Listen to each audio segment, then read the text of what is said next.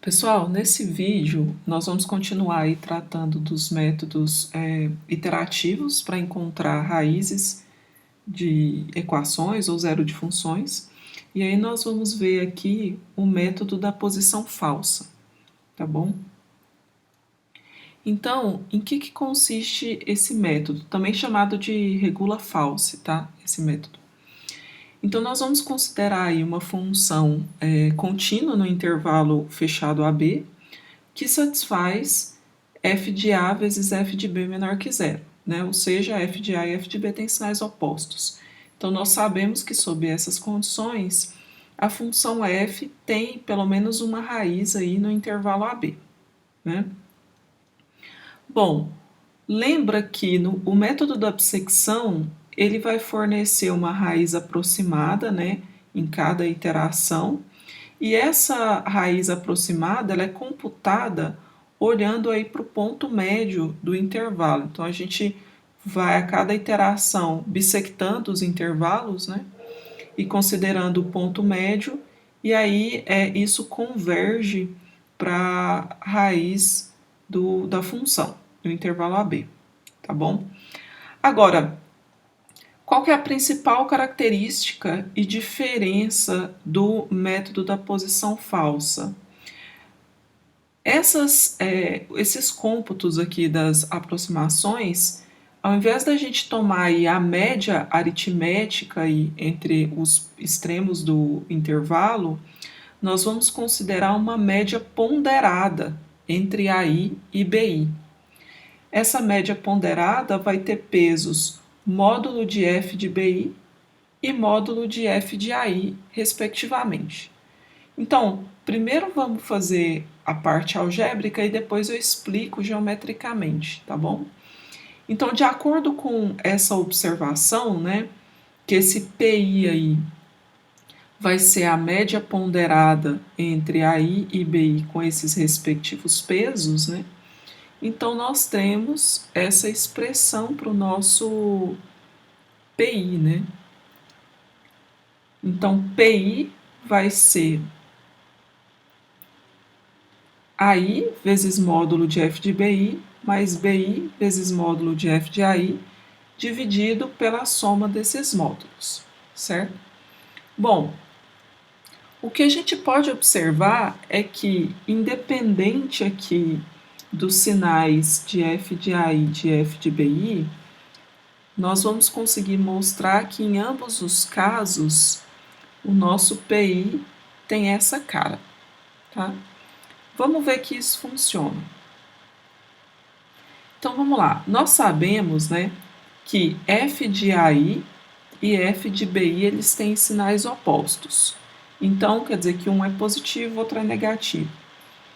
Nesse primeiro caso, a gente está considerando f de AI menor que zero. Então, consequentemente, o f de BI tem que ser positivo. Bom, se f de AI é menor do que zero, quer dizer que o módulo de f de AI é menos f de AI, então a gente trocou aqui, né? E como f de BI é maior que zero nesse caso, isso significa que módulo de f de BI é f de BI mesmo, né? Aqui no denominador também, módulo de f de BI é f de BI, módulo de f de AI é menos f de AI. Ok. E aí, a gente tem que esse PI tem essa cara, né? Bom, o outro caso é no caso em que o f de AI é positivo. Então, para esse caso especificamente, o f de BI tem que ser negativo. Então, se o f de BI é negativo, módulo de f de BI é menos f de BI. E aí eu coloco aqui no denominador também. Se o f de AI é positivo, módulo de f de AI dá o próprio f de AI. Bom, quando a gente coloca aqui, multiplica por menos 1, tanto o numerador quanto o denominador dessa fração, ou seja, multiplica por 1, né? Se a gente multiplica o numerador e o denominador por menos 1, a gente está multiplicando por 1. Então, o numerador vai ficar AF de BI menos BIF de AI. E aqui vai aparecer f de BI menos f de AI. Ou seja, em ambos os casos, né, o nosso PI é escrito dessa maneira. Essa daqui vai ser a expressão para a sequência de aproximações que a gente vai gerar utilizando aí o método da posição falsa, tá bom?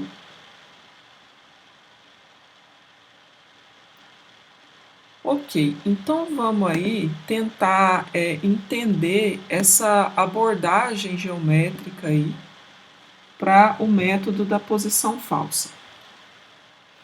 Vamos considerar então aqui inicialmente, ó, vamos olhar aqui para a figurinha.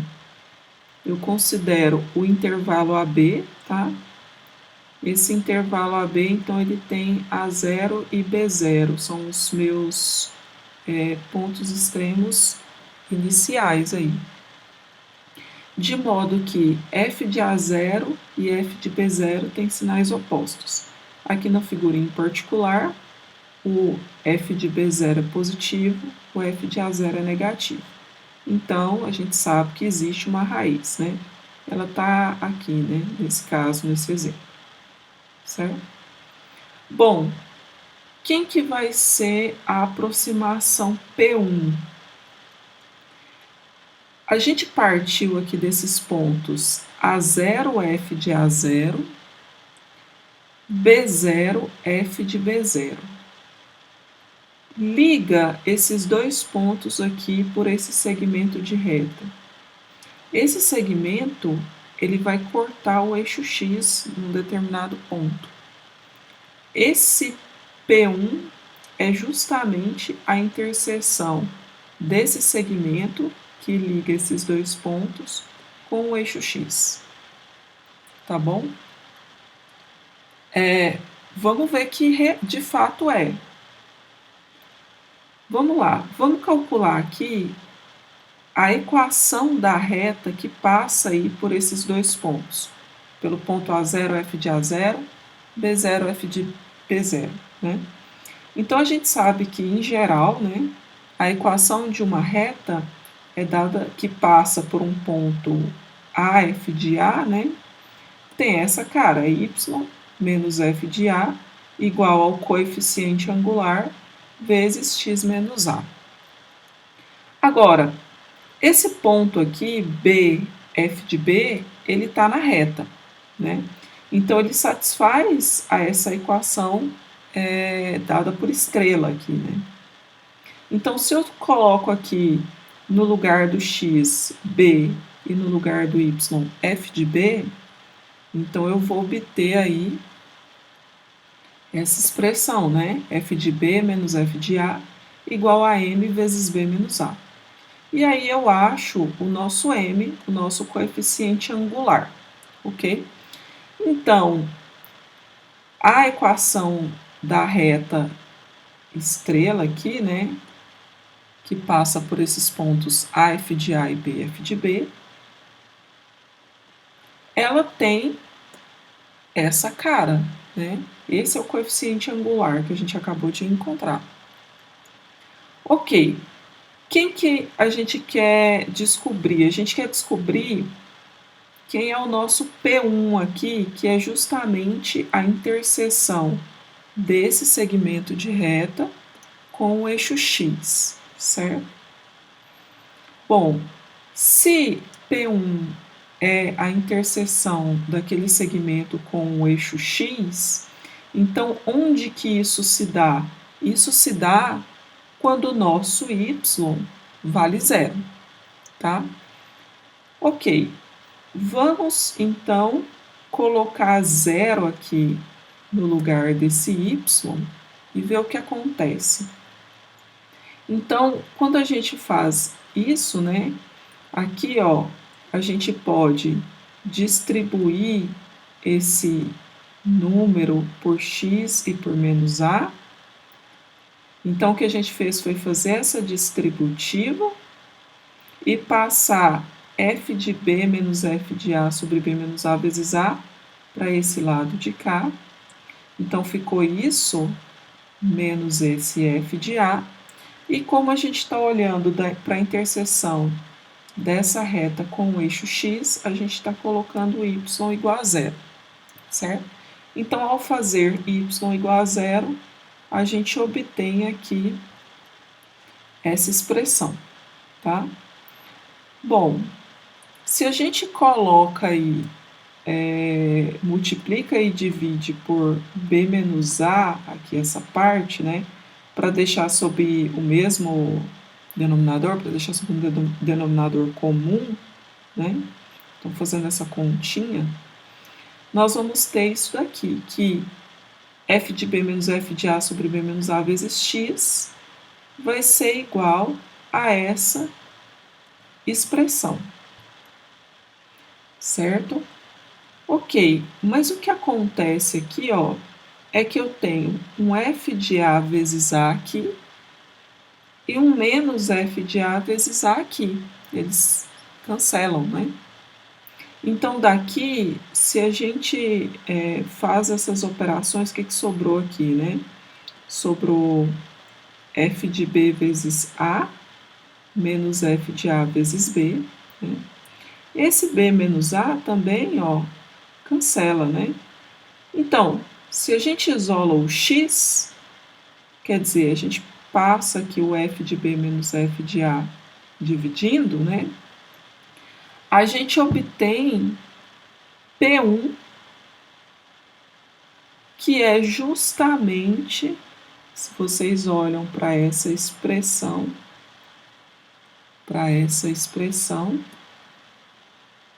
é justamente a expressão da média ponderada que a gente tinha lá nos slides iniciais, certo? Então, a interpretação geométrica, né, dessa média ponderada e desse P1, né, eu vou pegar esse ponto,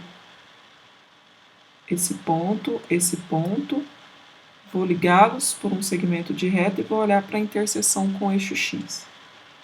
Bom, esse é o nosso P1. Mas é um método iterativo. E aí, o que eu faço no próximo passo? Aí eu faço aquela mesma ideia lá que a gente fez para o método da bissecção. Eu olho para o f de P1 e olho para o f de A. F de P1 e F de A têm o mesmo sinal? Nesse exemplo aqui, sim. Né? Então, quer dizer que a raiz não está nessa parte. Ela tem que estar nessa parte de cá. Então, eu atualizo, né? Eu considero o meu P1 como A1, eu considero o meu B0 como B1, e agora eu olho para esse intervalo aqui. Aí eu olho então para esse ponto P1F de P1, que está aqui na curva, olho para esse ponto B1F de B1 e traço esse segmento de reta. E olho a interseção dele com o eixo X. E aí obtenho o meu P2, certo? E aí eu olho, f de P2 tem o mesmo sinal que f de P1? Nesse caso, sim. Então, quer dizer que a raiz não pode estar aqui. Ela está desse lado de cá, né? Então, eu vou atualizar. O meu P2 vai ser o meu A2, o meu B0 vai ser o meu B2, e aí eu olho para esses pontos, faço aqui, traço esse segmento de reta, e aí encontro aí esse ponto que corta o eixo X. E aí vou fazendo isso de modo sucessivo, certo? A ideia é que como a gente coloca peso, né, ao invés de tratar simplesmente da média aritmética, né, mas a gente faz uma média ponderada, a ideia é que essa aproximação seja mais rápida do que no método da bissecção, tá? Então, possivelmente esse método gaste menos iterações, né? Mas não é a ideia é essa, né, para se considerar a média ponderada, ok? Ok, pessoal, vamos ver aqui então um exemplo de um código em Python do método da posição falsa, tá? Então aqui eu tenho, de novo, eu coloquei esses parâmetros, uma função contínua, A e B são os extremos do meu intervalo, esse tol é a tolerância, é a precisão, tá?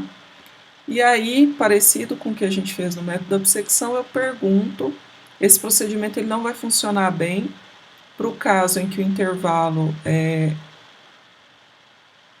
não é um intervalo, no caso em que o intervalo é degenerado, né?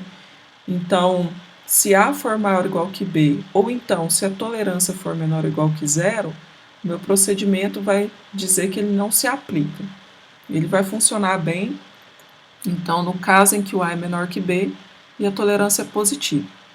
E aí eu pergunto, f de A é zero? Se for, A é uma raiz, retorno A. F de B é zero? Se for, B é uma raiz, então retorno B. Caso contrário, né, quer dizer, nem f de A nem f de B é zero, eu pergunto, o sinal de f de A é igual ao sinal do f de B? Se for, eu não garanto a existência de uma raiz nesse intervalo, né? O meu procedimento me retorna isso. Caso contrário, então eu estou no caso em que A, B não são raízes, sinal de f de A é diferente do sinal de f de B. Então, tem a garantia de uma raiz aí. Então, eu vou procurar por uma aproximação. Olhem bem aqui, eu coloquei enquanto o B menos A for maior do que a tolerância, quer dizer, enquanto, porque eu sei que tenho A, eu tenho B, e eu sei que a minha raiz, digamos, x, está dentro de A e B. E eu sei que eu vou atualizando esses intervalos, certo? Então, enquanto a minha aproximação, P, também está dentro desse intervalo AB, certo? Então, o que eu estou dizendo é que enquanto eu não atinjo a tolerância, porque enquanto B menos A for maior que a tolerância, eu não garanto que a distância entre a raiz verdadeira x e minha aproximação P é menor do que essa tolerância. Então, por isso que eu coloquei esse critério de parada no laço. Eu vou parar quando B menos A for maior que a tolerância. Então, eu disse que enquanto B menos A for maior que a tolerância, eu vou dizer que P é justamente o valor que nós vimos no slide, né? Dado pela média ponderada. Se esse P for zero, eu vou retornar esse P, porque aí ele é raiz. Caso contrário, caso ele não seja zero, significa que ou ele é positivo ou ele é negativo. Ou ele tem um sinal de f de A, ou f de P tem um sinal do f de B. Aí eu pergunto, o sinal do f de A é igual ao sinal do f de P? Se for, isso significa que a minha raiz não pode estar no intervalo AP, ela está de cá. Então, o que eu faço? Eu atualizo o meu P como A e deixo o meu B quietinho, que é o que é feito aqui, tá bom? Caso contrário, quer dizer, caso o sinal de f de A seja diferente do sinal de f de P, então isso significa que a nossa raiz x ela está por aqui, nesse intervalo. Então, a gente vem e atualiza, né? Deixa o A quietinho, atualiza o A, ou mantém o A como A e atualiza o B como nosso P, certo? E aí, ao final, eu quero retornar, então, esse valor aqui, que é justamente o P, que é justamente as aproximações dadas aí pelo método da posição falsa, certo? Ok. Nós temos um exemplo aqui. Deixa eu... na verdade, eu vou colocar esse outro exemplo aqui primeiro. Só um instantinho. Então, eu quero pegar esse exemplo primeiro.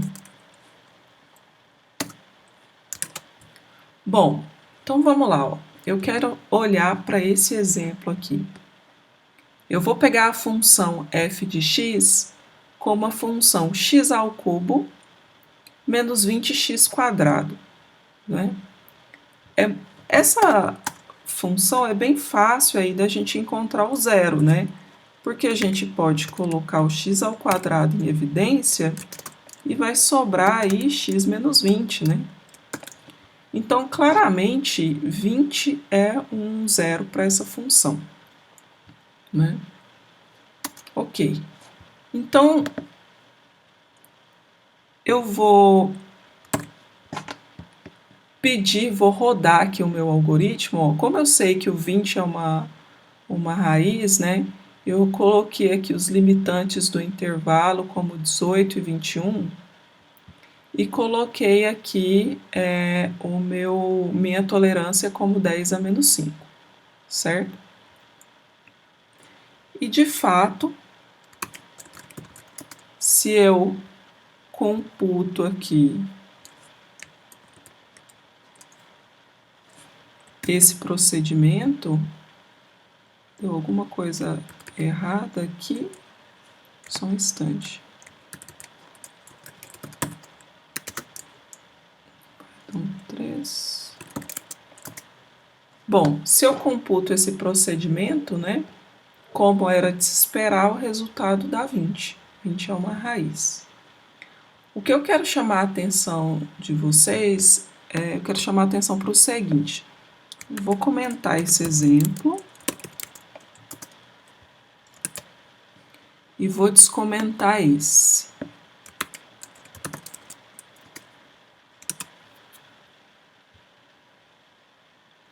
Se vocês observam, a função é a mesma, x ao cubo menos 20x ao quadrado.